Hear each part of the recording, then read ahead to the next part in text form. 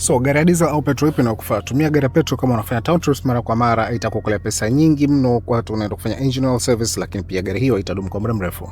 Tumia gari ya diesel kama wewe una safari ndefu mara kwa mara, itakukolea pesa nyingi mno kwenye mafuta. Lakini pia modern diesel engines zina kifaa kinaitwa DPF kwa ajili ya kuchuja hewa chafu isije karibu mazingira. Hiki kifaa cha DPF hakitakiwi kuziba, na kikiziba gari yako inaweza ikaanza kukosa nguvu kwa ajabu, au pia engine ikapelekea kufa kabisa. Na haya majanga, magari mengi ya kisasa ya diesel yana mfumo wa DPF regeneration ambayo husafisha DPF automatically gari hata ikiwa kwenye foleni, na hapa ndipo tatizo lilipo.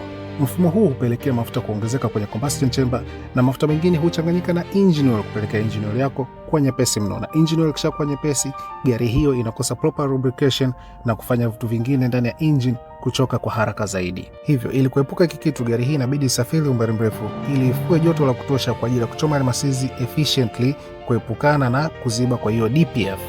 Hivyo tumia gari ya petrol kama ni wa town trips, tumia gari ya diesel kama ni mtu wa safari ndefu. Na pia gari ya diesel ni nzuri sana kwa safari ndefu kwa sababu ina nguvu kubwa mno inapokuwa safarini, tofauti na petrol. Petrol utatumia mafuta mengi mno kufikia nguvu ile ile ambayo diesel inaifua. Karibuni sana Car-Link Autos, sehemu sahihi ambayo utapata ushauri mzuri wa gari yako kulingana na matumizi yako. Asante. Shukran.